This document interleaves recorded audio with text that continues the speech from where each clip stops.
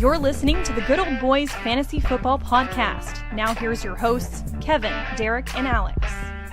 All right, and welcome in, ladies and gentlemen, to another episode of the Good Old Boys Fantasy Football Podcast. I am Derek, and joined as always by your co-host, Kevin. Kevin, how we doing tonight? Doing good, man. Doing good. Taking a short victory lap from the home league and on to week 4 here. I got some ground to make up. My wide receiving room is less than, I guess, optimal performance. That's how we're gonna put it. But no, we're good, man. So good Monday night game. Good weekend. Our Broncos didn't quite make it, right? Back-to-back games, losing with a last second field goal. That's a little sour, but the decent games over the weekend, right? That the Eagles Rams game was awesome. The field goal block returns for touchdowns within minutes of each other. In the Jets Buccaneers game and the Rams and Eagles yeah, game. the Rams and Eagles games, right? Like crazy. And then a couple more blocked as well, right? The Browns blocked one from the Packers, and right, you had kick returns and punt returns, return for kickoffs, defensive touchdowns galore, defensive, and a ton of fumbles. Right. So mixed bag, right? Like I am not the only one who's going with some of these offensive performances here so far, but this is what happens when teams don't play in the preseason and you've dealt with 5 backup quarterbacks in week 3 and all the things. So we're gonna get there. We're gonna keep to the script. We're gonna play it out. We're gonna grind here a little bit and see what can happen. But it is what it is, man. Right. So it'll be interesting to see how that plays out. Also, right, tons of kind of news and notes coming out on the kind of all across football, right? Like several things going on in the college game. We had several kind of news and notes come out on the NFL side of things there as well. But you started seeing some of these colleges moving on from head coaches through 3 weeks of the season. And some of these guys have been there for a long time too, and they're moving on. Oklahoma State did Mike Gundy dirty. Yeah. And I get it's not the start they wanted, but you've had the guy there for 2 decades. Like, what are you so concerned about? Right. Like, yeah, and he may have been on a little bit of borrowed time there, right? Like that team certainly hadn't quite lived up to expectations over the last couple of years. But that's the other thing that I guess I don't really understand what the expectations truly are for Oklahoma State. I really think that you really had like a fighting chance over the last, I don't know, 2 decades to go out and win the Big 12. Not the majority of that, but you got to figure that they thought that they were going to be pressing for it once Oklahoma and Texas left. Right. And disappointing year last year, bad start to the year this year. I mean, maybe it's compounded by the fact that Texas Tech, went out and signed every possible NIL deal they could get, but it's paying off for them. Right. That Lubbock is infused with so much football talent right now that they're playing much better than they have in decades. So maybe some boosters wanted a little bit more of that, and Gundy said, "No, that's not my way." Who knows? But Right. it's kind of one of those things. But yeah, the Big 12 is kind of ripe for the picking. Right. And Texas Tech sees the day. Like they're going for that conference championship. They want to get in the playoffs.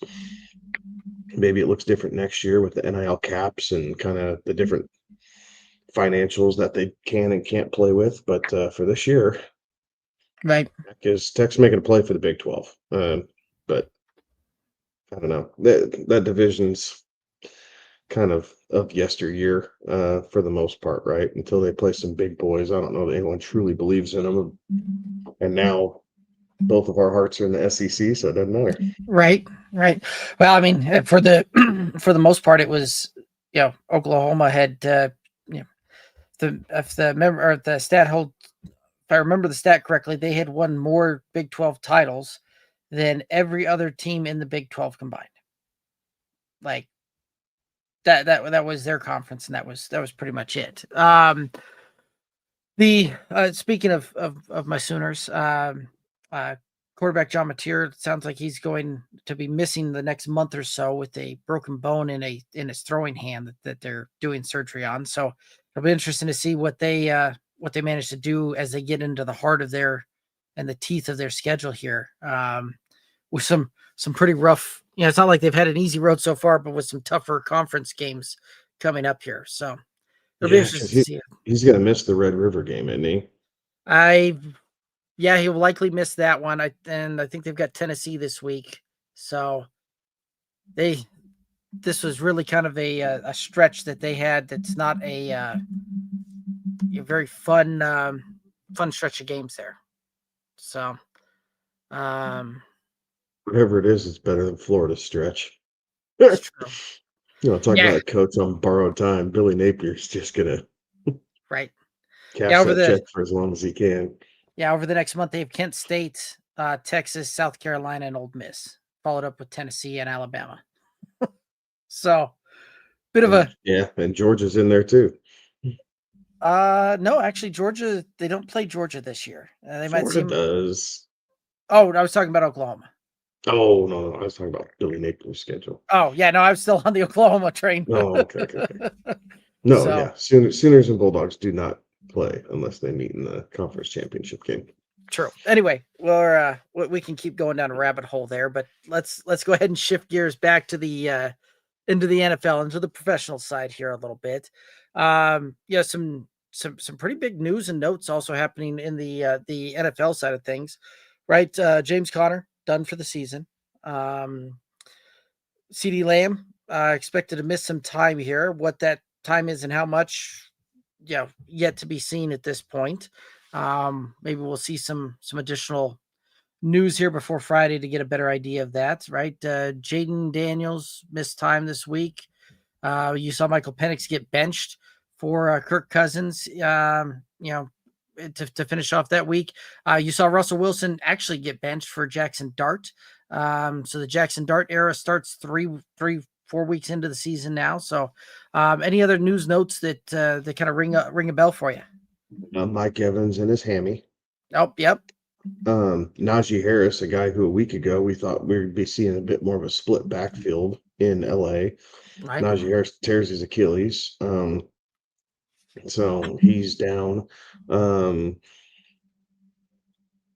else? Xavier Worthy's on his way back. Rashee Rice is now allowed in the team facility and allowed in meetings, but he is not allowed to practice with the Chiefs yet. So we're halfway through the Rashee Rice suspension. We got 1 week left of Jordan Addison, right? That was a 4 game. Right. We'll see what comes up. Carson Wentz has a prime opportunity to be able to start again in the NFL. I know McCarthy's injured and he's going to be down for a few weeks anyway, but if they go on and they win all these games, can you really step away from Carson Wentz at this point? If he's throwing for 235, if he's throwing for 235 and a touchdown or 2 a game, and your ground game is still serviceable with what you're getting out of Jordan Mason. Defense is good enough. Do you just hold off? If he's able to sprinkle it around and keep Jefferson and Hawkinson happy, Addison doesn't seem to squawk a whole lot just yet. He realizes his role as the number 2, but that's interesting. Lots of shakeups here through 3 weeks. So this is why we tell them draft depth, be patient, right? You're never quite sure how it's going to shake out. And the backup you drafted could just as easily become the starter, right? This was George Pickens, right? Being able to step up into a larger role. I was really surprised he didn't have 100 yards. Right. I think that's where I was disappointed in that Cowboys game. The Bears blitzed him. Yeah, The holding Bears Jake absolutely. Ferguson though. Oh, golly. Yeah, Jake Ferguson was absolutely on fire.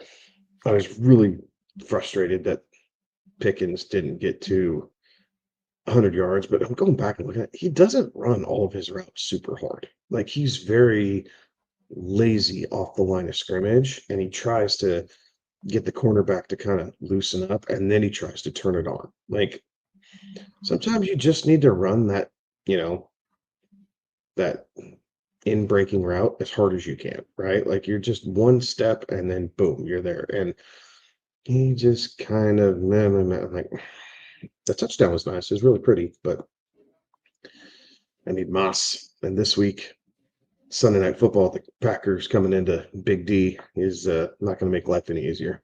Right. Well, and who knows? That could be part of the reason that they were, so ready to move on. Right. The when you get kind of that new lease and a new team, right? Like chance to wipe the slate clean, and sometimes the when you don't do that hinders some things there. So. Some other news and notes there as well. The Texans released C.J. Gardner-Johnson and Terry McLaurin. Also got banged up with a quad injury. We'll see what that looks like for him moving forward as well. So CJ Gardner-Johnson, does he end up back in Philly or back in Detroit? Because I would almost guarantee one of the two of them picks him up. Yeah, and I wouldn't surprise me if you see him end up back in Philly, but I don't know. I would imagine. If you're Dallas, why don't you? I mean, you got to try and bring him in. Fair enough. I mean, I know he didn't work for Houston, but Dallas needs so much cornerback help after the last couple of. Hey, right. Well, why don't you just come up the interstate here from Houston and let's see if we can get something worked out. Right. So, yeah, it'll be interesting to see how that one comes to pass. Any other news notes, anything like that you want to hit up here before we start kind of getting into it? No, I think anything else we'll probably find a way to cover throughout the show. Fair enough. And guys, if y'all have any questions, comments, concerns, go ahead and throw those in the chat, and let's go ahead and get those chatted about there. Mario chiming in saying, "Good evening, fellas. Week 4, let's go." Thoughts on Mario also asking thoughts on Jaden Blue. What the heck is going on with this player? Why won't coach start him? Well, he was dinged up in the preseason, and he's not good at pass pro.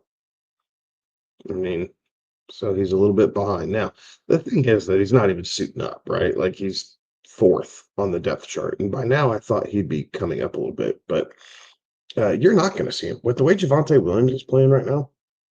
You're not going to see Jaden Blue. So I would tell you, Mario, that if you see a better option on your waiver wire, you go grab him, because at this point, Amari DeMarcado for the Cardinals is going to have more fantasy value than Jaden Blue. So pick him up, grab Ollie Gordon if he's out there, grab Kareem Hunt if he's out there, Chris Rodriguez from the Commanders. There's a lot of options out there. Rico Dowdle, right? Like, even though the Panthers missing their center and their right guard, like pick, see if you can grab him, but you're free to drop Jaden Blue at this point. Right. Yeah, for him to get on the field, it's going to require special teams type of deal there, and quite frankly, yeah, he's not going to take the spot over Turpin on the special teams fielding the ball there. So, yeah, a little rough to. Anyway, that's where where he may try and be able to actually see some on field time there but would take some special teams type of performance to start suiting up on Sundays, and I don't know that they're going to see that one happen. So, short of Miles Sanders or Javonte Williams having a severe regression at this point, I don't know that you're going to see him really see the field much or if at all. So, any other thoughts on this one? No, sir, not on that one. All right, awesome. Any other, well, and while we wait for some more comments and questions to come in here, let's go ahead and kind of take a peek here towards the Thursday night game here. And with the Thursday night game, any thoughts, anything that start looking ahead to that? Hey, so Got the Cardinals and the changing gears, Cardinals and Seahawks. Seahawks, right? Like I think, I guess keep an eye out on Charbonnet. Otherwise, it's going to be Kenneth Walker's show again. It's going to be a short week to get Trey Benson there. Now, he does been a part of the offense, so maybe it's not that much of a stretch. But I am curious to see kind of what the Cardinals are going to do. Seahawks defense is stout, right? Like they're very much bend but don't break. They're getting some turnovers. They're finding ways to get to the quarterback. Pretty much low scoring affairs in all 3 weeks. I think the Cardinals are probably going to have a difficult time. We still are waiting for Kyler to figure out how to consistently get to Marvin Harrison Jr. And I'm wondering, is the clock ticking on Kyler Murray at this point? Like, are you just frustrated enough that, yeah, he's under contract, but the Cardinals, if they just kind of maybe not wave the white flag, but towards the end of the season, if they're not really fighting for anything, I mean, do you see him give young guys a chance, quote unquote, so that way they can have an opportunity to draft a quarterback in what presumably is a better quarterback class next year than it is this year already? Like, it's crazy to talk about already, but I don't know why they can't figure this out. Yeah, it's an interesting one, right? And I don't know. It's interesting to think that they might be, kind of waving the white flag, right? Like, while the numbers for the offensive output haven't necessarily been there for Kyler, right? They're 2-1, and the game that they lost was a last second deal against the division rival, the division rival that's leading that with the Niners, right? Like, I mean, I get that hasn't been pretty. Now, I think this one will be a little bit of a test here this week on Thursday. Their in division game. Seahawks seem like they've got some things kind of turning and all of that, but I don't know. I don't know how you kind of run the white flag up the flagpole 3 games in on a team that's 2-1, and their one loss was at the end of At it the with the field Niners, goal. yeah, Was a road game with a 35-yard field goal going through as time expired. yeah, that's true. I don't know. It's not pretty how they're No, winning it's games. oh no, it's not. It's just not. So we'll see. Maybe again, didn't really play in the preseason. We'll see if it kind of clicks. A perfect opportunity for Trey Benson, right? This is why they drafted him 2 years ago, to kind of be that next man up. So he's clearly the top of the waiver wire ads for the 45% of leagues that didn't have him rostered. He will be 100% rostered by the time this week's done and over with. So that part will be interesting. I want to see his passing game click a little bit more. I mean, even if it's Trey McBride, like, just show me some life. But Right. it's very vanilla. And maybe that's just the term for it. It's very vanilla at the moment. Right. Well, it makes me wonder too, right? Because we saw something similar with Jalen Hurts, right? Like, first 2 games, like, the passing attempts were non-existent.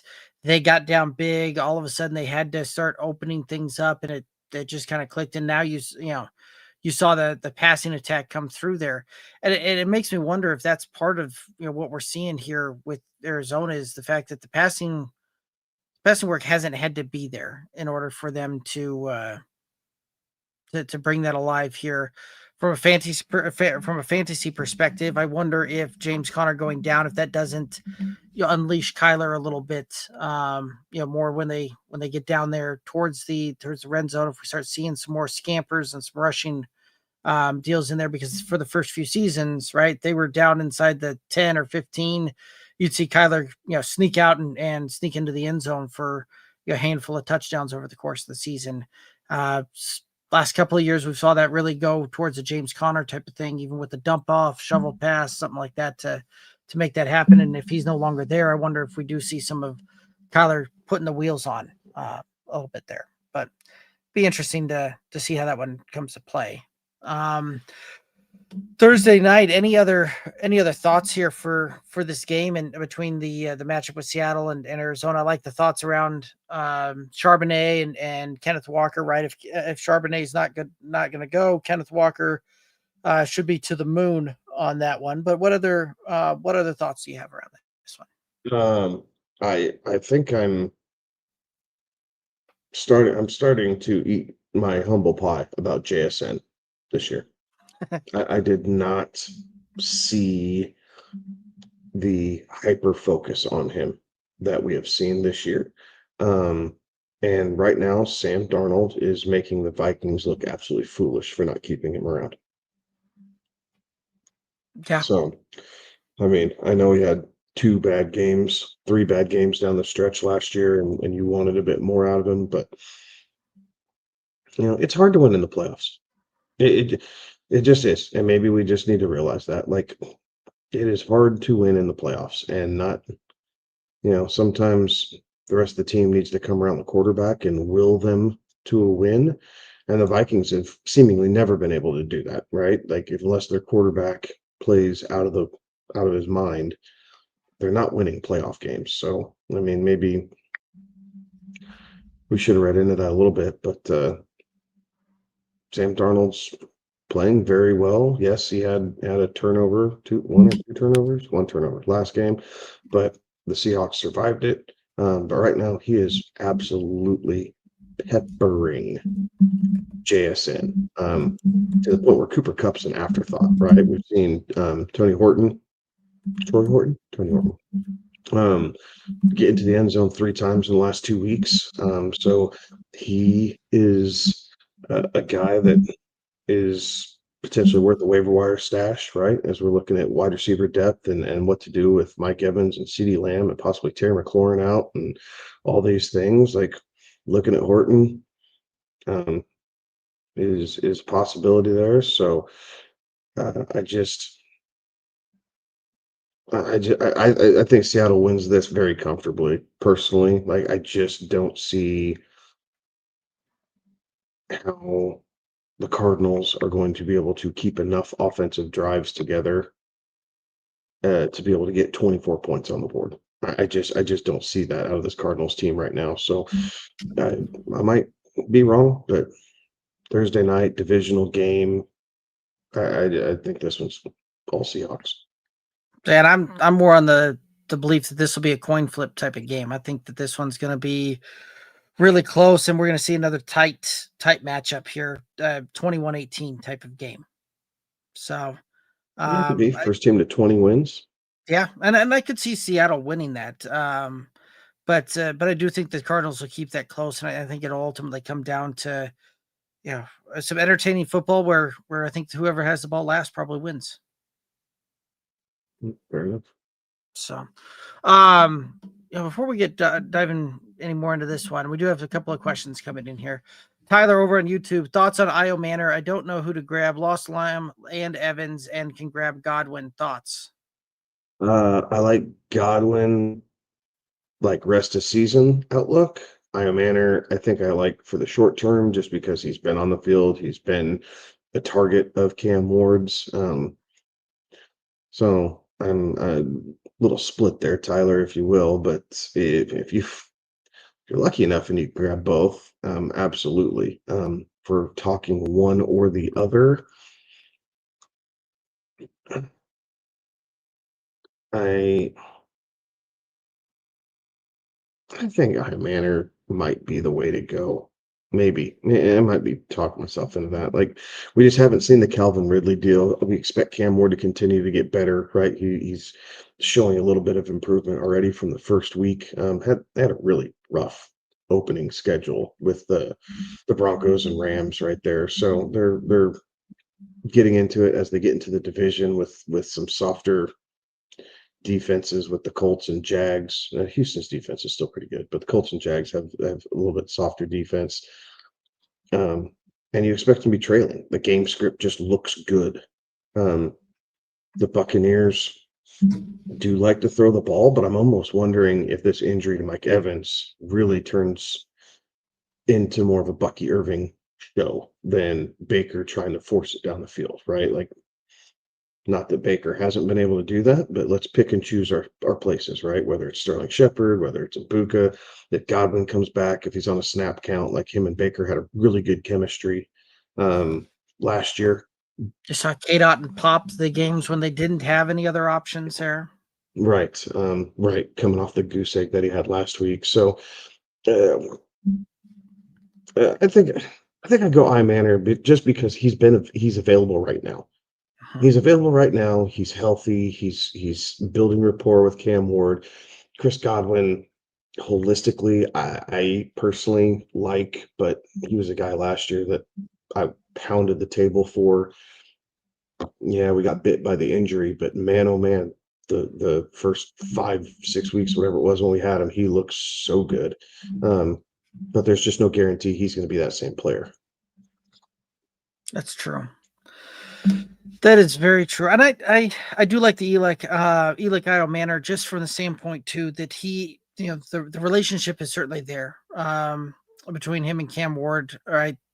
They're doing some pretty good things there. I do think that you'll see that continue, right? And it wouldn't surprise me with kind of the absence of Calvin Ridley over the course of the season, if at the end of the season we're not looking up and going, "Yep, Kyle Manor is the is the tight end or is the the wide receiver one in Tennessee next year," and he kind of supplants Ridley as far as the depth chart goes. So, Ridley's still out targeting him, but the catches aren't there. The yards really aren't there. So I would lean the Elick side of things. And quite frankly, if you've lost both Lamb and Evans, and I flip both of them to IR and try and add both. Like that's realistically what I would try to do. So yeah, if you can get both, more power to you, because I think you get the best of both worlds in that case. Right. And I would prioritize Io Manor over Godwin just from the standpoint, like Kevin said, you've got one coming up here that should be available this week, and another one, we're maybe. I don't think we see him next week. This week, I don't think we see him really next week. I think this is a week 6 potential return for Godwin. Who knows? Maybe that gets moved up a little bit if Evans is going to miss some time, but that's kind of where I'm at. Any other thoughts on this one? No, that's it. All right. J Money over on YouTube. Can Keenan still remain a wide receiver 1 and Debo a wide receiver 2 with upside for more if McLaurin misses time? Lost Connor. He was third running back. I have Kamara and McCaffrey. And your thoughts on Xavier if he plays? It's a lot to unpack. It's a lot to unpack. So I'm going to start with the first little bit. I don't think Keenan Allen's going to finish as a wide receiver 1. I think there are a lot of mouths to feed in LA. And eventually you're going to see Lav McConkey make, kind of reassert himself a little bit, right? The teams will adjust and they will start worrying about the outside a little bit more between what Johnson's been able to do. Obviously, Keenan Allen and Allen's still going to get his targets. I just think you need to think of Allen as a wide receiver 2. And I think that's more the reality, right? Keenan Allen could absolutely finish top 24, but I finishing top 12, I don't think that's going to happen. So by saying he's not going to finish top 12, I'd tell you he more realistically falls in wide receiver 2. Debo, I mean, they're going to have to go to him if McLaurin misses time. we saw Debo kind of have an off game this past week. He's great the first 2 weeks when he was getting into the end zone for those touchdown boosts, but I think that Daniels coming back probably helps Debo, but I do think that McLaurin and Daniels will eventually click, right? Terry missed a lot of time in camp working on his contract and everything else, and I think it was just knocking some of the rust off. So I think Terry McLaurin will end up as a better wide receiver than Debo for the Commanders once it's all said and done with. But here for the short run, I think you probably have another 1 or 2 weeks of Debo presumably kind of taking more of the lion's share as McLaurin gets himself back. So those are my thoughts on those two receivers. Derek, do you have any other opinions? Well, I would agree with. I think Keenan Allen is but I would agree that he's a top 24. I think that he's probably going to be a higher end wide receiver 2 when the season's done, right? And I think that Keenan Allen's end result is going to solely depend upon how many times he gets into the end zone, right? He's certainly getting peppered with a ton of targets, right? Double-digit targets in every game that we've seen him in so far in the season, which is, 2 of the 3 games, double-digit targets that we've seen him in. But the yardage isn't overly great, only about 60 yards an attempt, but with a touchdown in every single game kind of props that up. So I think that you could potentially see him finish as high as probably wide receiver 14, 15 type of deal end of season, but that's going to be dependent on him getting 10 to 12 touchdowns over the course of the season, which he certainly can do, because when they get down into the red zone, Herbert looks for him, and Herbert really searches him out. So no, I don't think he'll stay a wide receiver 1 at season end, but I think that you've got a very good wide receiver 2 for your roster, and a wide receiver 2 that you picked up as your 5th, 6th, 7th wide receiver, depending upon the format. So, or you picked up off the waiver wire after week 1. So that's a great problem to have there. Debo, I'm kind of right there with you, right? I think this Commanders offense is still trying to figure it out and find their way. And I think that I think we'll see some things into what this truly looks like when Jaden Daniels is back on the field, depending upon what time, if McLaurin misses time and what that looks like. But I think Cliff Kingsbury and team is still kind of trying to get things assembled and together over there in Washington. So I think it'll be interesting to see what that comes to be. I think Debo probably finishes about wide receiver 30 when the season's all said and done. That's where I probably have him season long finish. You lost Connor, with the third running back. That's not the worst scenario there. Kamara McCaffrey certainly helps that out. And I'm not sure exactly which Xavier you're referring to if he plays. Guessing Worthy is who I'm reading it as, just because he hasn't played because of the separated shoulder. Okay. And same thoughts on that one, right? He's a one, big play kind of guy. If connects on a 40-yard touchdown, you're happy. If not, you're not. Yeah, I mean, we could be wrong, but it sure seems like if he plays this week, yes, you're playing Xavier Worthy, right? You're finding a way to get him into the lineup. But the countdown is on, because I really believe once Rashee Rice comes back, the lion's share of that passing game is going to find its way towards Rashee Rice. They'll use Xavier Worthy more. Yes, he's been comfortable, but he's still going to be more of the deep shot guy, right? Xavier Worthy is the wide receiver equivalent to how they've been using Travis Kelce for so long.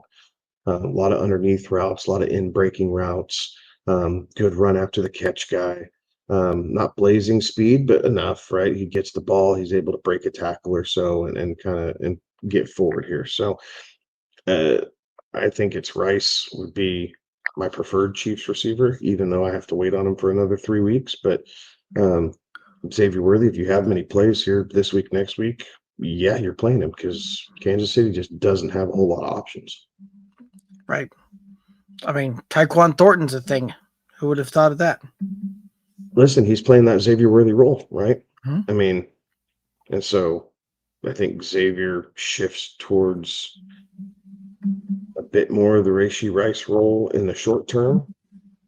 But still, I mean, then you have Hollywood Brown, Tyquan Thornton, and Xavier Worthy, and all those guys are open space, downfield type players. Like you need the guy to you need a bigger body guy to kind of do the dirty.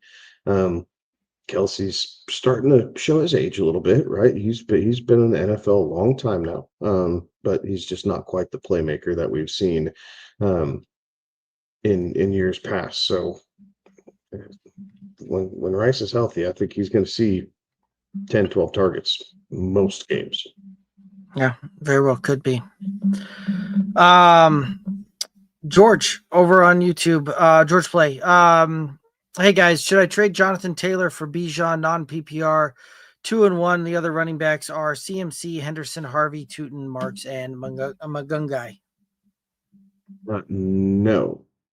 With it being a non-PPR league, I think Jonathan Taylor will see more touchdowns through the remainder of the season than Bijan Robinson will. And ultimately, that's what helps separate you in non-PPR leagues. So I would keep hold of Taylor and Christian McCaffrey and just hope each one of them ends up with double-digit touchdowns. Right. I mean, Bijan probably has the better strength of schedule rest of season, but Jonathan Taylor has probably a better strength of schedule come playoff time. And with, like Kevin said, we just saw the Falcons get shut out by Carolina of all teams, right? Get it, it's one game, blip on the radar, whatever coach speak you want to put into that. But the Carolina Panthers seems not a very good team, and to get shut out to the point where your starting quarterback gets benched to bring in the the guy that you're paying $40 million to ride the bench for is a very interesting sequence there, right? And this is 2 games in a row that the Falcons offense has really kind of seemed to stall out and not get much going there. So I would agree with Kevin. The Colts are just humming, and this is what they set an NFL record so far with going the most series through the season before having to be forced to punt. Was it the first 9 quarters? Right. Like I think they went through. 10 quarters. Yeah, it was something insane that they. Right, like that offense hadn't been that efficient since the sheriff was in town. But yeah, I wouldn't. I think that Jonathan Taylor in that format's a better run for that. Any other thoughts on that one? No. All right. Tingley over on YouTube. Heyo, 3-0 in a 10-point PPR, 2 flex, but got 3 wide receivers out, Evans, CD, and Rice a few weeks. Rest of the team is Garrett Wilson. I believe that's Parasol, Achane, Chase Brown, Benson, Dobbins, Swift, Mark Andrews, Juwan Johnson, and Baker. Should I make a trade or live on the waiver? Guys like Godwin, Ridley, Io Manor, Tucker, and Shep are on the waivers. Yeah, I'd live on the waivers. Yeah, I think it depends on who you're dropping. It's true. Like, in my opinion, right? Like, I mean, Achane, Chase Brown, Benson, Dobbins, Swift, that's a hell of a running back room. Like, it would be interesting if you could flip, either Trey Benson or J.K. Dobbins, right? Chase Brown might get you the biggest because of the name power, but I don't know if I'm ready to give up on him yet. Maybe you are, and be able to flip him for a guy for some wide receiver depth. But the guys you listed, as long as you're not dropping anybody of consequence, I think that you could live off the waiver wire, right? That's the perks of starting 3-0. You have a bit of a runway there, and the fact that you survived a goose egg from CeeDee Lamb, and still won last week is a good thing. There's many teams that did not come out of that very well, so kudos to you. helps that, and Wilson, Parasol. I mean, I think you're okay, right? You're starting Garrett Wilson and Ricky Parasol, and then you're Hey, rotating through your running backs, right? Achan's a must start right now, and then you're figuring out what you need to do. Dobbins, right, wrong, or indifferent, he's found a way to kind of be a must start, and then Chase Brown and Benson and Swift, you're rotating through for your flex here for the short term. right. So yeah, I wouldn't, and really, if you've got the IR spots to be able to move those guys to IR and just live off the waiver wire, I'm absolutely going to be trying to live off the waiver wire in that scenario.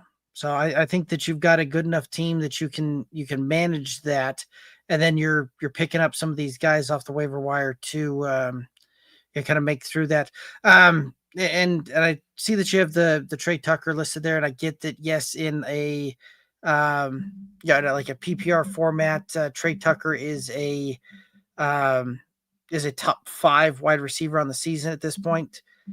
That's a 1 game outlier. On that one there. So I wouldn't necessarily, really kind of go after that one, but Io Manor on there. I don't mind that. Don't mind picking up Godwin. Again, Godwin's a stash play, but you'd be stashing him to, for 3 guys that you'd be looking to try and get back at the same time. So, yeah, it might be what I try and do is I just try and move those guys that are not available, right? CD, Rice, Evans, look to potentially move them to the IR, pick up Io Manor, and just kind of cycle through it. And I like Kevin's thought there about, kind of your starting lineup, rocking and rolling through there. Any other thoughts on this one? No, I think you're right. CD, I'm thinking CD is probably out 2 weeks, and then he'll come back. Right. So 2 weeks for CD, 3 weeks for Rice. And Mike Evans, we'll see. They're saying it's not as bad, so it might be 2 to 3 weeks for Evans, right? So you got to survive the whole thing, maybe 3 weeks before all 3 of those guys are back. But I don't see it's a whole lot longer. And if it is, it'll be for Mike Evans, not CD Lamb or Rashee Rice. Right. And there's a chance that, right, you may not go 3-0 over the next 3 weeks while waiting for some of those guys to get back. But if you can escape out of that, being 4-2, 5-1 at the end of 6 weeks, and you get those players back in your roster, you're in good shape. So, Jordan chiming in, yo, good old boys, welcome in, Jordan. J Money Keenan has saying Keenan 25 targets in 3 games, 3 TDs. Yeah, it's actually 28 targets. He's had some pretty good targets, pretty good touchdowns, but I don't know that changes my opinion on what I stated earlier. Any additional thoughts for you? No, the 3 weeks are what the 3 weeks are, right? Like he looks really good here for 3 weeks, but the season's long. Like I said, it's not that he's a bad player. I just don't think he's going to finish as a top 12 receiver. Like that's all. Right. Not everyone can fit into that, right. And that's okay. But I'm thinking that he'll still probably be a fringe wide receiver 1 at the end of this. But right, I'm thinking we're going to see him probably finish 14, 15, maybe something like that. Yeah, which at that point, and this just drives that point home earlier that I said earlier with that a guy that you drafted super late or picked up off the waiver wires, for him to be a week in, week out starter for you, you're just happy with that. And J Money saying that he drafted Keenan in the 14th round before the defense in the 15th. That's a great way to do it. Yeah, absolutely. Awesome. Niall over on YouTube, what wide receiver would you sell Ladd for other than Rice, Tet, and Wilson? He's going to be a hard sell right now, right? Like it just hasn't been as good as what we thought it was or thought it would be, right? Second, maybe third round draft capital in him, depending on where you got him, but it was typically one of the two. It was a slow start. I do think that this is going to come around for Ladd McConkey. It just is. We expected it to kind of be right the same as it was last year at the very end, but they have more weapons around him, right? Justin Herbert is not having to force the ball into Ladd McConkey. He's able to kind of play it out, and eventually they're going to find the right matchups again with Keenan Allen and Quentin Johnston playing on the outsides. Ladd McConkey will get loose playing in the slots. So I wouldn't freak out because I just don't think you're going to get great value out of Ladd McConkey right now for a trade. And unless I'm trying to think who else is in that range. Like,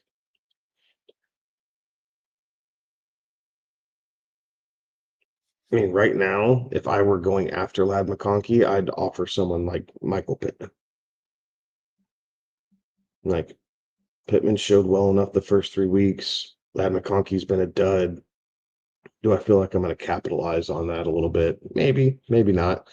But that's kind of the range that I'm looking at, right? Like, you're not getting Ricky Parasol, you're not getting JSN, you're not getting any of the top 5 other receivers, right? Like maybe AJ Brown, but AJ Brown had a big week last week, so price tag for AJ Brown's back up if you're owning him. Or you might have been frustrated in week 3. You're feeling better about it in week 4. So Devonta Smith, maybe that's not super exciting to me. So I think you're just kind of meh with Ladd. I mean, Cortland Sutton, possibly. Yeah, maybe. Maybe. I mean, other than that, maybe DJ Moore, maybe, but not Roma Dunze. So it's just it's Right. tough. Maybe T. Higgins if you want to trust the backup quarterback. Right. Yeah, and it's interesting, right? Like people being very down on Ladd McConkey, very up on Keenan Allen. When kind of putting this into perspective, right? Ladd McConkey, Keenan Allen, there's a difference of 4 receptions on the year, 31 yards. Like that's what we're dealing with here on that. The only difference for fantasy really is the 3 touchdowns. Right? Like I imagine that this will start shaking its way towards the end, kind of working itself out there. But it's interesting that you bring up the Michael Pittman for Ladd McConkey. 1 reception difference, 30 yards difference. The only difference that takes Michael Pitt from being number 13 on the season so far to Ladd McConkey being 49th are the 2 touchdowns, right? So this is one of those that, right, if Ladd McConkey rolls out there and has a 2 touchdown game here in week 4, that could drastically change the the narrative on that. And now you're locking Ladd McConkey's inside the top 24. Yeah. Right. Like, and you would think that the Chargers facing the Chiefs in week 1 and the Broncos in week 3 specifically, we're not going to bring up the Raiders so much, but those 2 teams specifically, in the Chiefs and Broncos, their pass defenses are strong enough, right? They know who right. it's divisional opponent. They know who the playmaker is. Like they're trying to keep him shut down. So you had to go other options. You put that stuff on film, teams that aren't as familiar, right? Out of conference, non-divisional games within the same conference. Like maybe they a little bit more recency bias with the game film, right? Like they're going to try and stop some of that. So it is what it is. I mean, and to your point, Derek, do we love Keenan Allen as much if the Broncos are able to defend that semi-Hail Mary pass in the end zone, right? Like that thing was an inch away from being defended. And it's a touchdown. It absolutely is a touchdown. But what a play on all sides, right? Herbert to stay up and find him downfield, Keenan Allen to keep focused. Even defensively, the Broncos defended that play really well. I mean, you were literally talking inches because the defensive back was right there, tried to make a play on the ball, was just a touch early, I believe, right? And just kind of swiped down right before the ball got to Keenan Allen, and just missed it. So we're 1 play away from 30 yards and a touchdown, 25 yards and a touchdown being taken off the board for Keenan Allen. And now you're back into they're kind of the same guy, just McConkey's 2 touchdowns behind. Right. And Quentin Johnston has 3 touchdowns on this one, right? Like Lad McConkey so far just isn't getting the red zone work. Do I think that's going to continue? No. Do I think that Quentin Johnson's going to continue to be able to have these 40, 50-yard plays down the field that he zooms for a touchdown on? No, I think you'll start seeing that part get taken away. Teams doing what they can to put the lid back on the top of this offense. And I think when that happens, that now favors Lad McConkey to really start getting to work. Yeah. So I think Start bringing brighter that cover two shell, right? Like you just right, start doing the cover two shell. It keeps from Quentin Johnson from being able to get behind the defenders. The safety's kind of the second man with eyes on it. And then you're looking for the underneath stuff. right. And I think Much more Lad McConkey and Keenan Allen's game right there than Quentin Johnston. Then it's just matchups, outside versus inside. Right. So I think the brighter days are ahead. And at this point, I don't want to sell low on him. I think that's really what we're just getting at is we don't want to sell low. Niall saying that they sold Chase Brown and Addison for Garrett and Mbuka early. Looks like it dodged a bullet. I think Garrett Wilson and Mbuka certainly showing up and showing out early for you. Absolutely. Chase Brown disappointment, definitely. But, Garrett Wilson and Mbuka definitely playing out well for you. So, I mean, kudos. Right. Niall also saying currently trying to trade Worthy and Elick for Benson. Y'all would do that, right? Worthy's my wide receiver 5 and Benson would be my RB3. It's pretty, I think. Seems a little steep. It seems a little steep. I would agree. Maybe that's what it costs to get it done, but I would sure think that getting Xavier Worthy back on the field, and maybe that's why, right? Like you're paying for a guy who's been injured, so I don't mind it, but Xavier Worthy comes back on the field this week and has, 6 grabs, 85 yards, and a touchdown, then I think Xavier Worthy by himself should be able to cover Trey Benson. But more than that's one man's opinion, right? You got to find your trade partners are your trade partners, right? So got to figure out who you're dancing with and what they're really after. But I think both is a touch steep for me. And for that, I'd be looking. I'd try and see if I couldn't find a dance partner with the Judkins manager. See if I couldn't get a deal done there.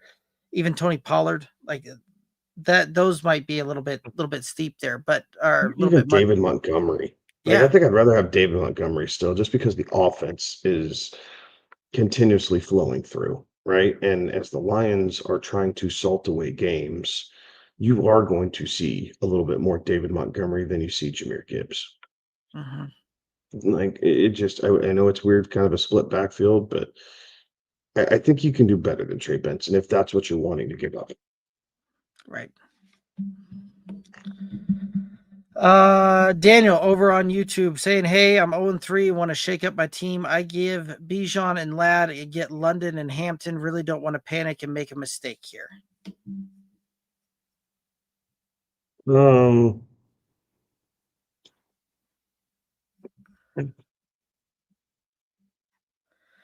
up RB. I'm giving up RB4 for RB21. Well, I mean, but Hampton's now the only show, right? Like he has no choice but to make his ascension. All right. I think that I trust the here's a way to look at it. Bijan is still going to be a focal point of the Falcons no matter what, right? Quarterback play has been the Falcons' problem, so that's a negative effect on Drake London.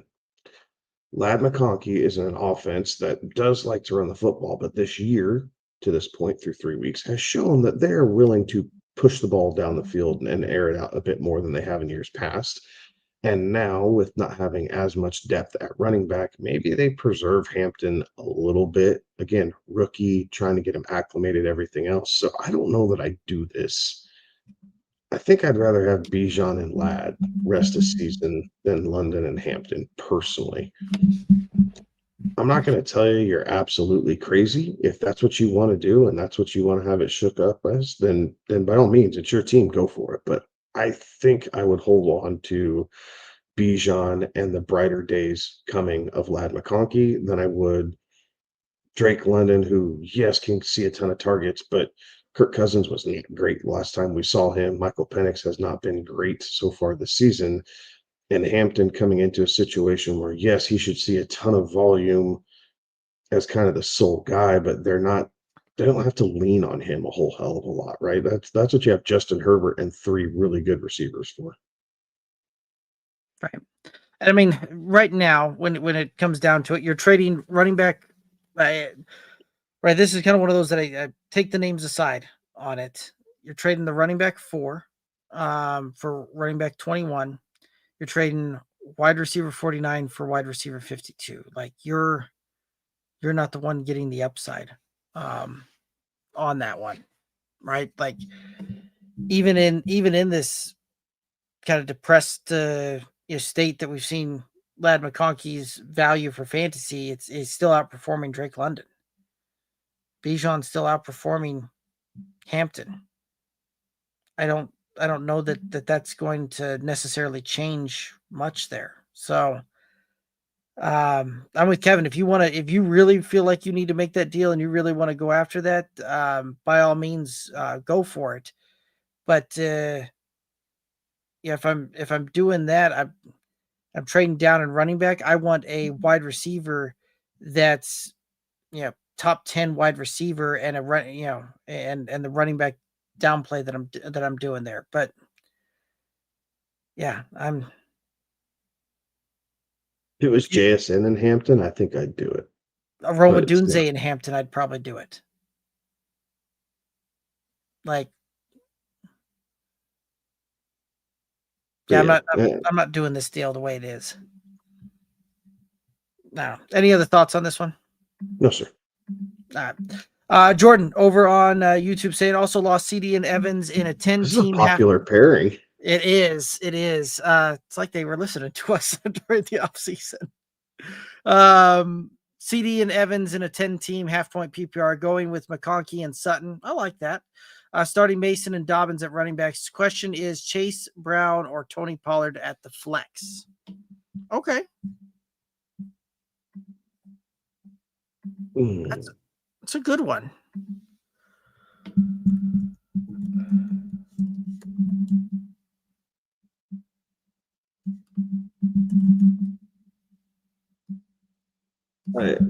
I am a sucker for having a guy in Monday Night Football. I just am. Like, I think the answer is Chase Brown. The potential, I think his floor might be lower than Tony Pollard's, but his ceiling is higher. And I am a sucker for having a guy in Monday Night Football because it's something to root for. It gives me an extra reason to watch the game. This coming Monday, we get 2 games. But the one I'm interested in is definitely Cincinnati at Denver, just being the hometown team. So I would tell you Chase Brown in the flex is where I would lean. Houston's defense hasn't really been the problem, right? They're losing games, but Houston's defense hasn't really been the problem. They're a gritty, grimy group. They keep games pretty low scoring. It's been the offense who hasn't been able to come through in the right situations. So I think Tony Pollard's in for a rough week against Houston. Chase Brown might be in for a rough week against Denver too, but I think that I like the opportunity for him to catch, 4 or 5 balls out of the backfield and possibly squeak into the end zone because Denver loves to find a way to give up the big play. You can see Chase Brown being one of the guys who does that while Denver focuses in on Jamar Chase and T. Higgins. Yeah, fair enough. I would also lean on the Chase Brown side of things there as well. Now, keep in mind, some of this is very skewed with the Jonathan Taylor performance there, but Denver is giving up the 4th most points to opposing fantasy running backs this season, whereas Houston is giving up the 17th most. So it's right on paper and defenses so far, right? And again, some of this is skewed, like I just said, but yeah, if we're looking at the stats the way they are, Denver would be a plus matchup and Houston would be a neutral to negative matchup. So That being said, I do think that Chase Brown has would be the way that I would look to go as well. Any other thoughts on this one? No, sir. All right, Ajiji over on YouTube. Kamara versus Buffalo or Travion versus Carolina in full point PPR. Don't trust either coach to use these guys, right? But Travion has a better matchup. What do you think he'll get the usage this week? So I would play Travion. I'm going to start with that. Alvin Kamara has been kind of a quiet disappointment this year. He is not seeing the passing work that we thought he would see. Spencer Rattler's done a pretty good job getting Juwan Johnson and Chris Olave plenty of targets, and even Rashid Shaheed's been seeing some targets down the field. So Spencer Rattler's really trying to push the ball a little bit. And really he's done fairly well. Like he has not been this glaring hole in the New Orleans offense. But Alvin Kamara, if he's not catching balls, like running between the tackles has really never been his thing, right? He's never had 1,000 yards on the ground. Like his big thing was catching the ball and falling into the end zone.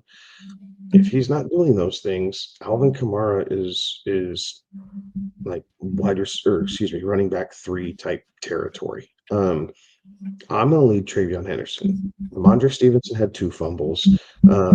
Antonio Gibson had 1 fumble. Like they got to change it up. Ball security is a big thing, especially for coaches and these hard-nosed coaches like Mike Vrabel. I don't think he's going to stand for that. So I wouldn't be surprised to see Travion Henderson start getting a little bit more run. Carolina is a defense that completely outkicked their coverage last week against Atlanta, but I think they're going to have a much harder time against New England. So I would lean Travion this week. Yeah, I would also lean Travion, and it has a lot to do with what you were just talking about, the Ramondre Stevenson side of things, right? Those fumbles. This is one that Ramondre has had issues with ball security throughout his career, and 2 fumbles in the game is not winning over the coaching staff there. So I would lean the Travion Henderson side of things, because I do think that we do see him start seeing some ramp up and some movement here. But it also has to do with the fact that the Saints and the Bills this week, right? Like very similar to what we saw this last week with the Saints, where that game was over quick, fast, and in a hurry, and Alvin Kamara very much became an afterthought on that one, right? Like the offensive line really isn't there. Like they're not really getting the push, even though he's getting, in a lot of these games, 18, 20 attempts, has yet to see 100 yards on the ground, and the passing work just isn't there. So I don't see that changing at all this week, and some potential regression there as well. So Jordan chiming in saying Taylor might be running back 1. He sees the usage for it, right? He catches balls out of the backfield. He's still able to break off the big run. Like they feed it to him in the red zone. Like he has all the makings of a running back that, when it's all said and done with, could finish as RB1. We've seen it once before, right? He had 1,700 yards or something on the ground that year. Crazy. I mean, you could absolutely see that again. And as balanced as this Colts offense has been, and their ability to stay on the field, it leads to a lot of fourth quarter work. And a lot of times that's how you get to RB1, right? Like it's not necessarily just the big plays, and yes, you need double digit touchdowns, but it's being able to salt away the victory. And in large part, that's part of what helped Jahmyr Gibbs so much. It's why Saquon Barkley was up there last year. Same thing with Derrick Henry, right? Like, yes, they had big, flashy runs. Taylor's had some of those as well. But the teams were always, seemingly always in the lead in the fourth quarter. Well, what do? You burn the clock and you run the ball. So the Colts keep playing like this. JT to the moon. Absolutely. I wanted him Not so bad in the home league. I was so frustrated that he went one pick before me, and I got stuck with Bucky Irving. um, Niall asking, would you do that same trade I made for Benson for Scatabo? So I'll try and find it here. There it is. Xavier Worthy and Elick Io Manor for Benson. Would you do Worthy and Elick for Scatabo? No. Okay. And that's the short answer. Cam Scatabo. Excuse me. Cam Scatabo's a guy that you want to root for. He's a guy that you like having on the team. The New York Giants are dreadful, like truly dreadful. And I understand that, yeah, they're probably going to, who else are they going to get the ball to? Like, I understand that argument, but I don't see him getting a whole lot of passing work in the NFL. Like, he's just not quite fast enough to shake a linebacker and get open. So unless they have one or two design screen plays and he, runs over someone and then trucks down the field for 35 yards, like I just don't think you're going to get anything out of the passing game from him. So with Benson, I feel like he's a bit more shifty. You can kind of get him into open space. And the Cardinals are 2-1, right? Like they have found ways to win. They stay kind of balanced as vanilla as this passing game's been. Like I don't see how New York stays in too many football games to be able to truly utilize Cam Scatabo for 4 quarters. Like I think you get 2.5 or 3 quarters out of work out of him, and then he's non-existent for a good portion of the game because they're just trying to drop back and pass. And with a rookie quarterback, you never know what you're going to get. Right. I would concur with that. Michael saying, yo, what's up, fellas, over on YouTube? Not much, Michael. You know how we do it. Jordan over on YouTube saying Daniel Dimes wasn't as bad as the Giants made him look. The Colts weren't as bad as the QP play made them look. Looks like it's a match made in heaven. Certainly kind of seems to be that way. Right.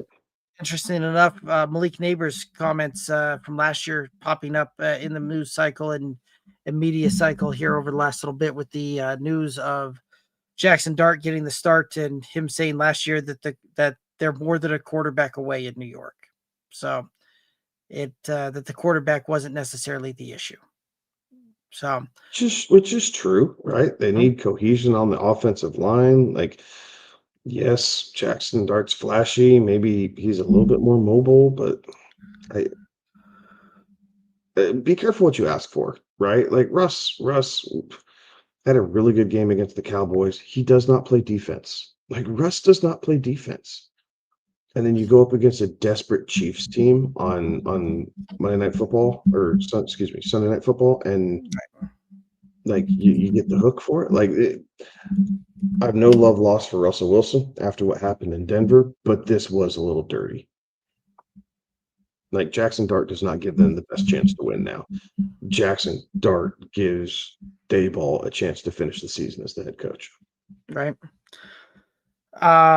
Yeah, and this is more. I feel like this was more of a move made to try and satisfy the fan base as well, right? Like the interesting thing is, right? Like all of the a lot of folks tend to forget that the preseason, as good as players look in the preseason, the second that the actual the snaps actually matter and the the games matter, it's a very different look that you see from defenses and the intensity gets ratcheted up there, right? So. Now there's a reason we see very few rookies come in and just succeed day one, and maybe Jackson Dart can be one of those guys that goes against the tide there, or is able to have a little different outcome, but I don't think so. Tingley saying that I can pick one up without dropping anyone. So that was back to the Elick and the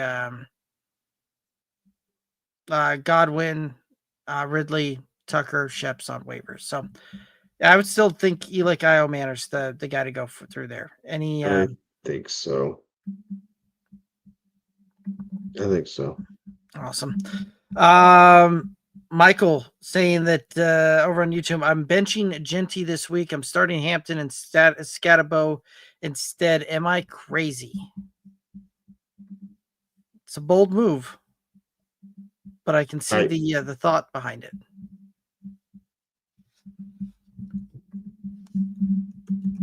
I'm all for the Hampton thing. It's the Scatabo thing. You do you. I don't think I'd bench Genty for Scatabo personally. Yeah. I mean, Scatabo's up against the Chargers this week, right? And the Chargers are red hot. So I think realistically, unless the Chargers are looking ahead to the week following, Scatabo's dealing with a rookie quarterback coming in against a pretty stout Chargers offense or pretty stout Chargers defense. My apologies. And the Chargers offense is humming. The Giants defense is putrid. So it wouldn't surprise me to see this game out of hand, quick, fast, and a hurry. Somewhere in the neighborhood of 30 to 3 at the half, and Cam Scatterbo's an afterthought at that point. Whereas Vegas has Chicago this week. That game could be pretty close and throughout it. So I would still go with the Genty and the Hampton side, but yeah, I could see the frustration behind Genty and where you drafted him and where it's come to play so far. Any other thoughts on this one? No, sir. All right. Michael is a Giants fan and says he can't wait to see Dart. I understand. I get wanting to see him, like, and it's the whole hope springs eternal thing with rookie quarterbacks. And I said when Dart came out, he's probably the best quarterback in that draft class. Like I said that on this show, so we can go back and play the recording. There's so many things in New York, right? It's the whole David Carr thing all over again. You have an all-pro receiver, you have a left tackle when he's healthy, and then not a whole lot else along the offensive line. Maybe a two-down thumper at running back. Like I don't know that you have enough to be able to see a whole lot of success. But if that's what's going to keep the fan base happy, we'll see how it goes. Right. Let's talk in 2 weeks. I mean, it really, and I say that flippantly, but let's give him a couple starts.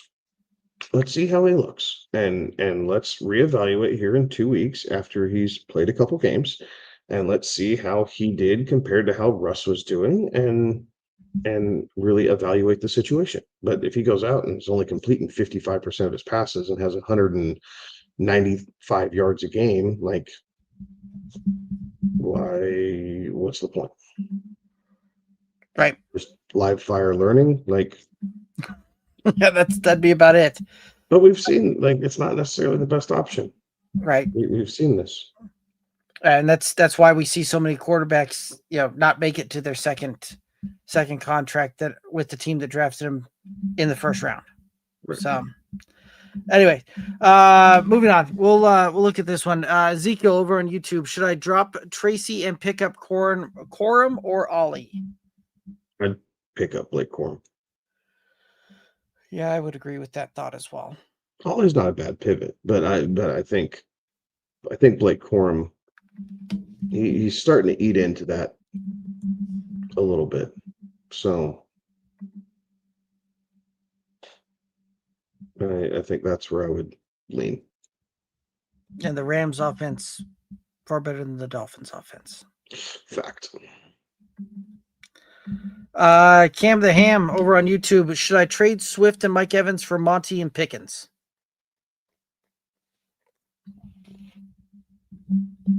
I feel like this one's pretty close. Kind of 6-1, half dozen of another. I think so. I think Monty and Pickens. I think I'd do that. Pickens and Mike Evans might end up with similar stat lines by the time it's all said and done with, even with Mike Evans missing the games. I think really it's the touchdowns, right? If Evans still finds a way to get to 10 touchdowns, I don't know. Pickens might get there. It's possible he has 2 through 3 games. So it's possible Pickens gets to 10, both right around 1,000 yards or so. And then Monty versus Swift. The thing that's great about DeAndre Swift is there's really no competition. Like, you didn't like to see the quad injury, but there's really not a whole lot of competition. So if he can get healed up and not miss time, he's going to continue to see, 15 plus touches a week. Monty, you got to do it with 12. Some weeks you see 15. Right. Yeah. This one here is 6-1, half dozen another, and it's a coin flip for me. So I could see either way, and whichever way you're feeling. So, J Money, over on YouTube, do you think Justin Fields can still have a good season with Wilson? I have the second most points in my league, most points against. I'm 0-3. Every week has been matchup of the week. No bueno. Those seasons starting out are rough. And yes, I do think that Justin Fields could still have a good season with Garrett Wilson. Like, again, the concussion thing doesn't help. It wasn't a great game, and then the concussion, so he missed a week. It's still early, but Fields, he's not going to change the way he plays. He's just not. So you're going to see him be active. You're going to see him scramble. He does look for Garrett Wilson. We saw that in week 1. I do think the two of them can both have serviceable seasons, and the rushing upside Justin Fields gives you is a lot better than most. Right. J Money saying that's brutal. I would agree with your assessment on Fields and Wilson. I think both of them end up having a fairly good season when it's all said and done. And J Money saying that you're not lying. Thinking that they only have about an 8% chance now of making the playoffs. It's early. Don't buy into that just yet. I mean, a couple things fall right. Everybody else has to deal with injuries and bye weeks and everything else. And that 8% chance turns into a 63% chance in a couple weeks, possibly. So keep grinding, right? It's too early to give up. Keep grinding. Fair enough. Gigi saying Herbert having his boy Keenan back and Quentin emerging is going to be a big problem for Ladd going forward from where you drafted him, in their opinion. Maybe we've covered this one a fair bit earlier, and I don't know that my opinion has changed much from when we talked about it earlier. That really the only thing separating out Quentin Johnston and Keenan Allen from Ladd McConkey right now is touchdowns. Right? If Ladd McConkey is sitting with 2 touchdowns, it's a very different conversation. So, any other thoughts on this one? No. I mean, he's on the field for 93% of the snaps against Denver, right? I mean, 85 against Kansas City. Las Vegas, it wasn't as much, but they kind of felt like they had that one in tow. Like, right. He's averaging, what is that? He's averaging 10.5 yards per catch. Yards per target's down a little bit at probably 7.2. It'll come. They got some matchups coming up that are the Giants, Washington, Miami, Indy. Like, those are all matchups where you can absolutely see that tough matchup against Minnesota, but then they go back to Pittsburgh, Tennessee, Pittsburgh, who hasn't been good against the pass, Jacksonville, Vegas. Like, the schedule plays out well. Right. And again, all it takes is a cover 2 shell. So yes, through 3 weeks, having his boy back, and maybe it is touchdowns, that's the problem. But teams are going to adjust. They're not going to want to get beat by Quentin Johnston anymore, so they're going to go into more of a shell, keep 2 safeties high. As soon as you keep 2 safeties high, you're looking at more Ladd McConkey type run. Keenan Allen's still going to be a problem, but it is what it is. I would agree.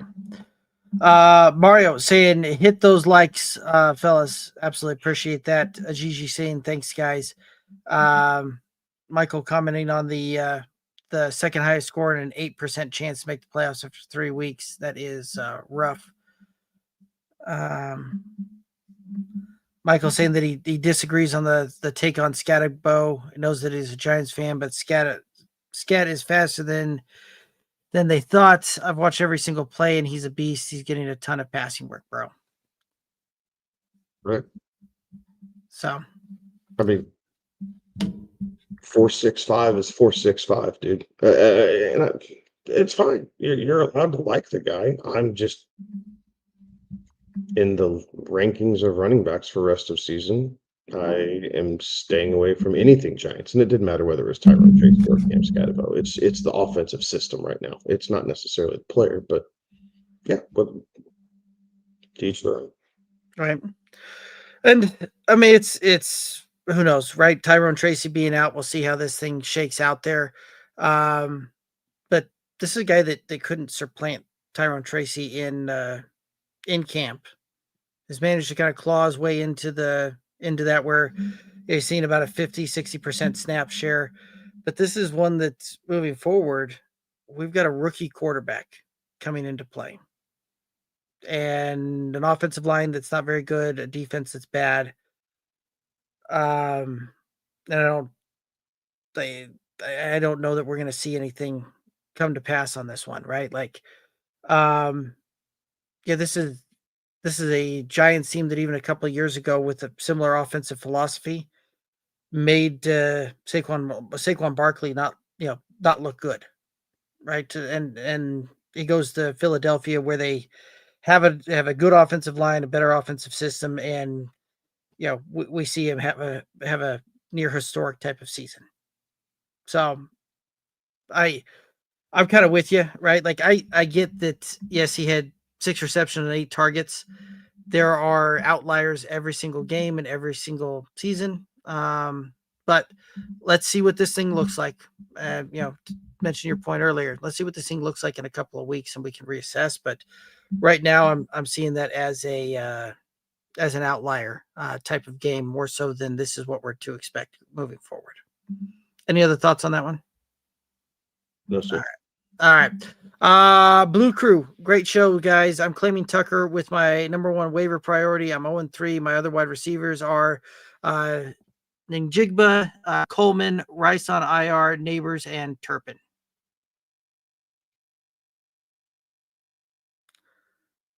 Okay. Any thoughts on this one? No, right? I mean, JSN's definitely carrying the way for you here at the moment. Neighbors had a big week 2. Last week he was pretty quiet, but Neighbors and JSN, most weeks that's who you're playing anyway. Once Rice comes back, you're gonna throw him in the flex, but you need an option, right? You need a flex possibility here for the next couple of weeks until Rice comes back. So I get it. Trey Tucker possibly sees some more run, right? I don't know. I didn't watch the game, right? And so I'm not gonna sit here and claim that I know all things Raiders. I didn't watch the game. It seemed like they did a really good job of scheming him, and he got behind the defense and caught the ball. Again, flippantly, he did his job.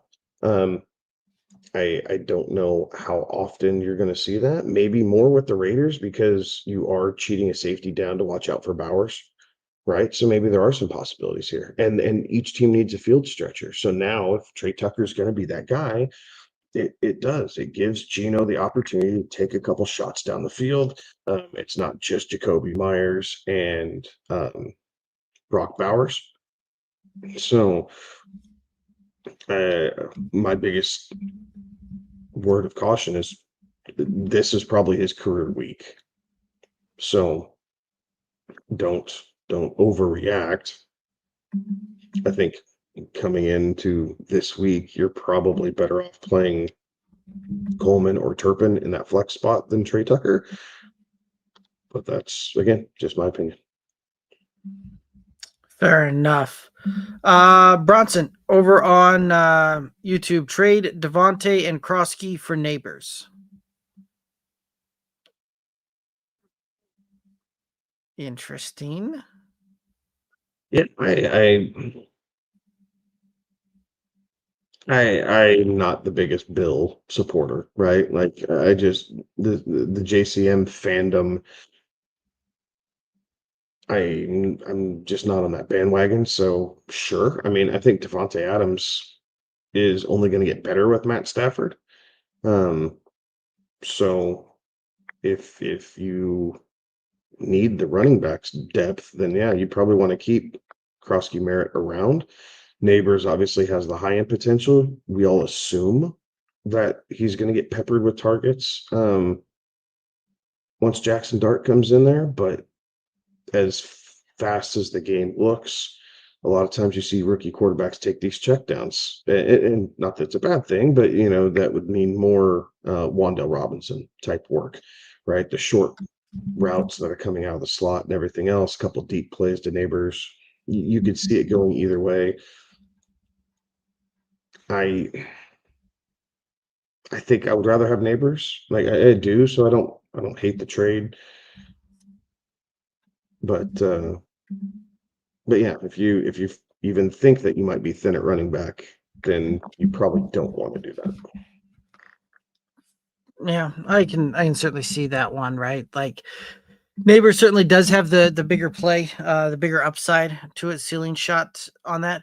But Devontae Adams is where Matthew Stafford looks at once they start getting down towards the red zone and down towards the end zone, right? Like Puka Nacua is leading the league in fantasy points for wide receivers, and that comes with 0 receiving touchdowns at this point in the season, right? Like managed to have one long run for a touchdown on that one, but um, Devontae Adams with 4 touchdowns early in the season, Puka with 0, and Devontae Adams, roughly about 25% of his receptions have been touchdowns this season. So, And this is why Adams is great, right? This is right, part of what made him so good with Aaron Rodgers is yes, he could always find the hole in the zone, but Aaron looked his way every time they got in the end zone. And Devontae Adams is still a good enough route runner. He just knows how to get open. right. So, um, yeah, I think I'd rather keep the Devontae and Krosky side of that one. So, Bronson over on YouTube got offered Dak and CD for Josh Allen, 2 QB league. Other QBs are Kyler and Daniel Jones.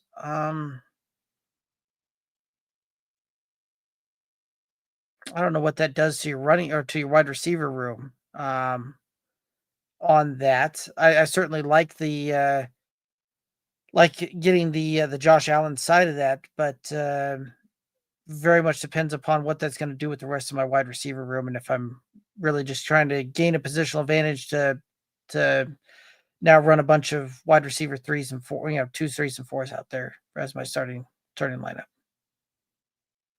Dak and CD for Josh Allen. Now, some of that too, like if you're mitigating that a little bit with CD and you think that he's going to be missing a longer stretch, I can get that one too. But I am really torn on this one.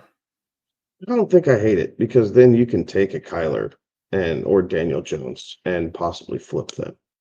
Right. Yeah. Right. Or now you just have those 3 and then you're just going to run with 3 through the bye weeks. But I mean, and maybe that's what it is. You run with those 3 through the bye weeks. Josh Allen's your every week start. Right now it's Daniel Jones over Kyler, but if you see start to see any weakness in that, then you can flip back and go with Kyler. I don't hate it only because once some of the bye weeks are done, you can flip Kyler or Daniel Jones and pick up a wide receiver on the way back. Because if Daniel Jones, not that he's going to continue on this crazy pace that he's on, but if he's still a top 10 quarterback in a 2 quarterback league, I mean, you could flip him for, possibly a Garrett Wilson type, and kind of go from there, or whatever injuries pop up, right? You might be forced to move him if you're dealing with injuries somewhere else. So Right. I don't hate it, right? I understand the move. I don't hate it. Fair enough. Mario saying CD is out at least 4 weeks. Dak with no That's CD is gonna get we, benched. I mean, we don't know that. Be careful. right. We And don't know that. It I mean, said it was an ankle sprain. They said 2 to 4 weeks. Like right. they would But reevaluate next week. Like there's no promise that he's out a month. Right. But I've seen reports vary on that one, right? To your point there. I've seen reports come out and say it's a 2 week deal. I've seen other ones come out and say it's 4 weeks on that. I've seen other ones come out and say 3 weeks. So it very much kind of seems like a range, and we're gonna see how that one kind of looks and works. Yeah, they did come out and say that it is a high ankle sprain, but again, right, like there hasn't been a whole lot of very definitive things out there. And if he was going to miss at least 4 weeks, we probably would have seen them flip him to IR and move on there, right? Yes, there's time, right? They just have to do it before the game on Sunday. So Right. So reevaluate as he's in the building, getting treatment, everything else. Like the the medical doctors will take a look at it, right? And if they say they need to shut him down for a month, yeah, you get eight. What is it? Eight? I think each NFL team gets 8 spots where they can put him on IR and bring him back. Um, so if they're thinking it's going to be about 4 weeks or so, maybe Dallas does. Right, wrong, or indifferent, we've kind of seen that they're not really playing. They're not playing for a championship this year. This is not their championship window. Um, so if that's the case, yeah, we'll figure it out. But I think we'll know more by the time kickoff happens this Sunday. Maybe they do IR him and it is 4 weeks. But if they don't, I should automatically signal to everybody 2 to 3. I like it. J Money saying no matter how bad Jacksonville wants to let Trevor go, they can't. They would take a $77 million cap hit. They'll be stuck with him until 2028. He will go down as the worst contract in history. If you talk to a Cowboys fan, they'll tell you the Dak contract was the worst contract in history. If you talk to a Broncos fan, it's Russell Wilson, and it's not close. Yes, exactly. That was a bad, and the whole trade, the whole thing around it, right? The trade, the contract, everything. Yeah, I mean, Trevor Lawrence has not panned out, right? A lot of people thought that he was going to be the next big thing coming out of college. He has now had 4 different offensive coordinators, and what, 3 or 4 head coaches now. So it hasn't been easy. And anytime a quarterback runs through that much turnover between your offensive coordinator and or your head coach, there's just zero cohesion. So I'm sure he's seeing and hearing things differently from every single one of these guys. And eventually, yeah, they're going to get strapped with it. The good thing is with the NFL is this is all funny money. Yes, it's a dead cap hit, but the way the salary cap is increasing between advertisement and TV revenue and all these international games and everything else, 77 million sounds a lot standalone, but in 2 years, who knows what the salary cap's going to be, and if it's big enough, then you could possibly see him absorb it, just like the Broncos did with Russ. Right. Also, the Browns fans would highly argue that the Deshaun Watson contract was far worse. So He's still on the team. it's true. It's true. Yeah, but 5 years fully guaranteed. Anyway, Yeah. The Trevor Lawrence contract was a bit premature. I would agree with that. It was premature, right? When he got it, everybody went, "Whoa!" The only person happy about that contract was Jordan Love. fair enough. Fair enough. Ezekiel saying out of Corum, Sharb, Tootin, who should I pick up? Charbonnet's sitting out. So Charbonnet is the answer until he's not. And what I mean is he didn't play last week. I'm not convinced he's going to play this Thursday. So if you need a start for this week, Charbonnet is not the answer.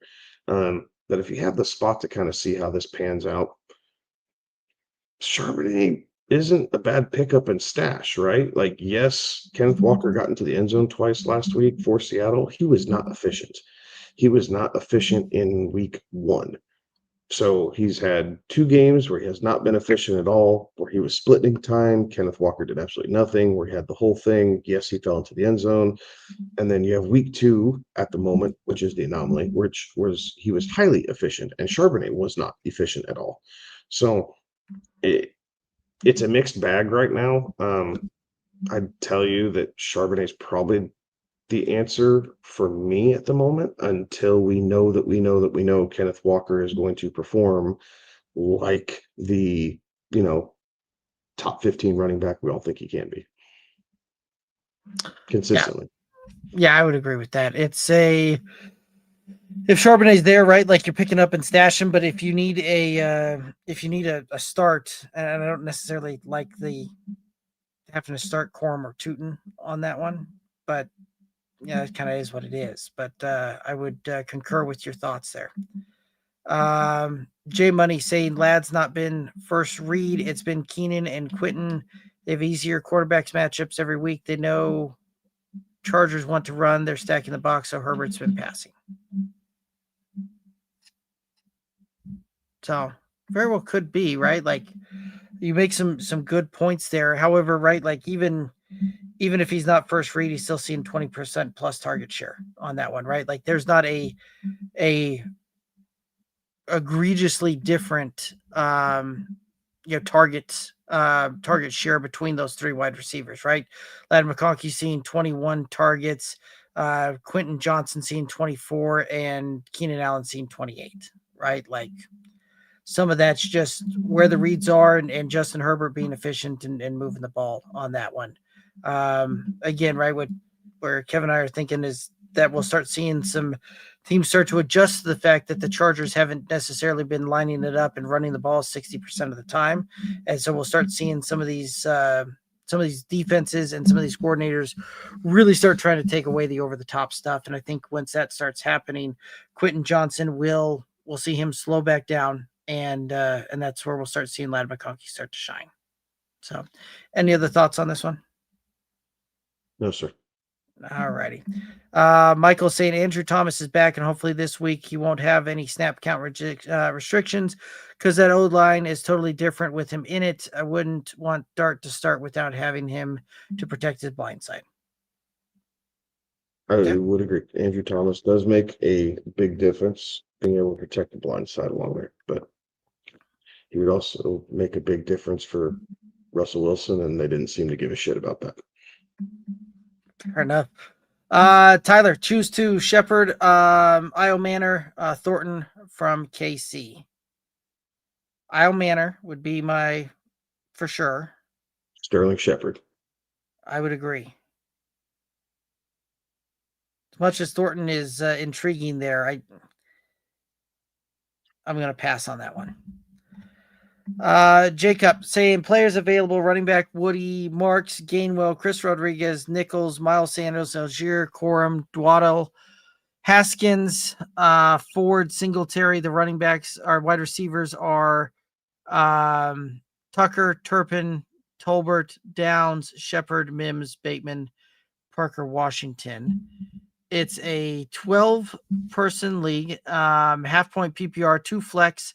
Can be wide receiver, running back, or tight end with May, Chase Brown, Pollard, Odunze, JSN, Bowers, Juwan Johnson, Golden, Packers, kickers, Packers D. The bench is Caleb Williams, Tootin.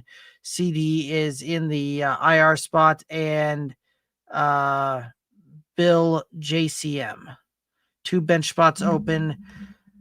Going for Marks and Trey Tucker, thinking of Algier or Corum or Turpin also. No longer flexing now. I'm scrambling to replace CD production.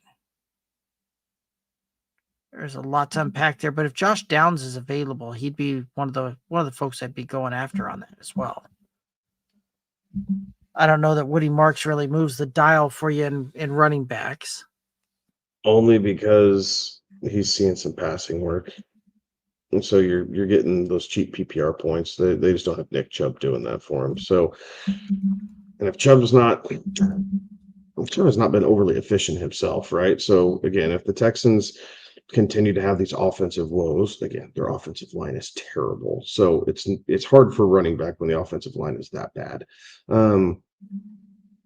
So I'd rather go Gainwell. If you're looking at one of these running backs, I'd rather go Gainwell than Woody Marks personally. But I understand trying to capitalize on something, and maybe Chubb, just kind of ends up taking a back seat because he just doesn't have the juice anymore. So I understand taking the flyer on that.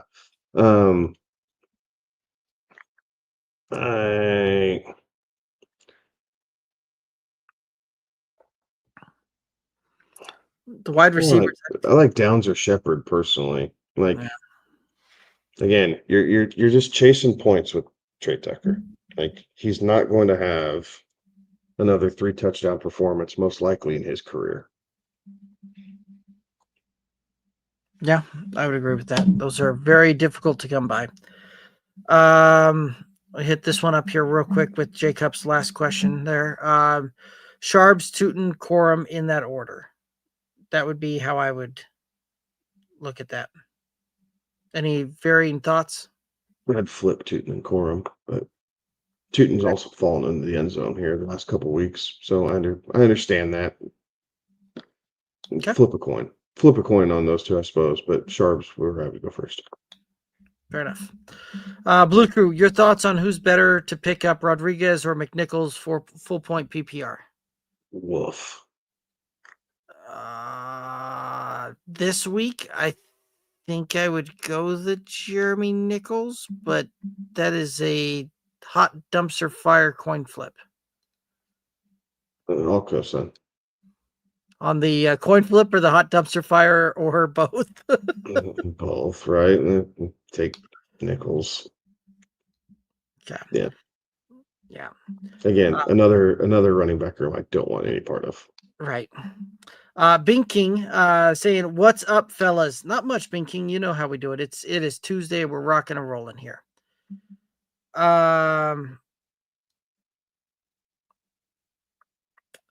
Twitch chat.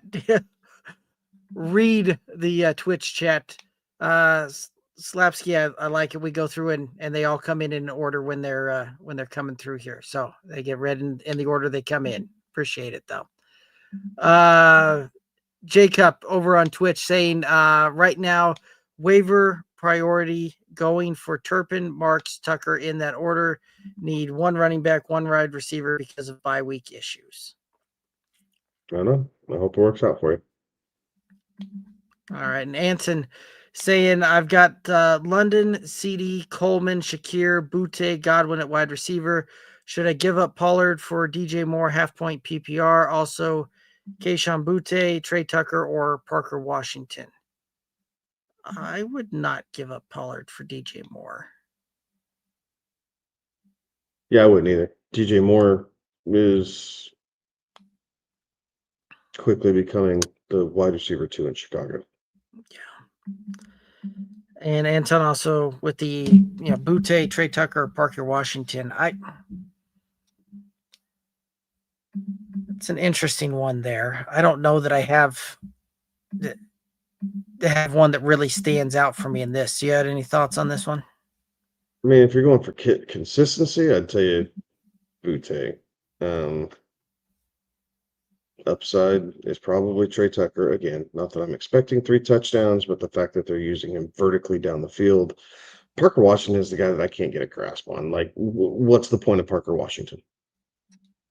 Like, he's a relief valve that Trevor Lawrence uses every so often. He's seen like 6 targets a game, though. I mean, so it's a little bit more than every so often, but his average depth of target is like stupid low. I mean, the first game he had 0 targets, right? 26% snap share. Week 2 had a 24% snap share, 5 targets, 5 receptions, managed to get 15 yards of reception on that. And then this last week, 4 4 receptions on 11 targets for 34 yards. Did manage to play about 71% of the snap share. But yeah, yards per target 3.9 this past week. Right. But yeah, this is a team that seemingly can't figure out how to get Brian Thomas Jr. or Travis Hunter involved in the passing No. game. And this stretch is brutal. San Francisco, Kansas City, Seattle, LA, Rams. Right. Like bye week. Like he's got a brutal stretch, the Jags do. So I'm staying away from Washington. Yeah. If you're really looking for people off the waiver wire to pick up, I would look at Jalen Coker. Like that's a name nobody's talking about. He's on Roster. IR. Right, but that would be a stash play type of deal. When he comes back, I think that we'll see him kind of fit in very nicely as the wide receiver 2 in Seattle. Christian Kirk, guy that's available in 70% of leagues out there as well, just came back, saw 8 targets on this one, and I think he'll continue to see that kind of volume moving forward. Those would be guys that I'd be looking at over the Keyshawn Bouttes, the Trey Tuckers, or the Parker Washingtons of the world. Any other thoughts on this one?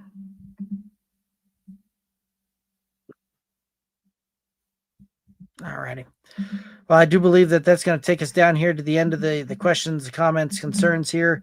So I do believe that that's going to do it for us tonight. We'll be back on Friday for the Bet Set Snap. But any final thoughts out there for the viewers and listeners? Obviously, keep an ear out, right? We need to figure out what's going on with Jaden Daniels. Hopefully, we'll get a better timeline on CD Lamb. Good luck on all your waiver wire additions going into this week. But yeah, if you have any questions, hit us up at Good Old Boys FF. We appreciate all the interaction. We appreciate everybody jumping on and being part of the show tonight. So I wish you all the best of luck in your fantasy matchups, unless you're playing against me. I like it. That's going to do it for us tonight. As Kevin said, you know where to find us on all the socials, and be sure to hit that like button, that subscribe button, follow button, wherever you're tuning into this. And see everybody on Friday when we go live, 11 p.m. Eastern for that Bet Set Snap. But that's going to do it for us tonight. He's Kevin. I'm Derek. Have a good one. Be safe. Toodaloos.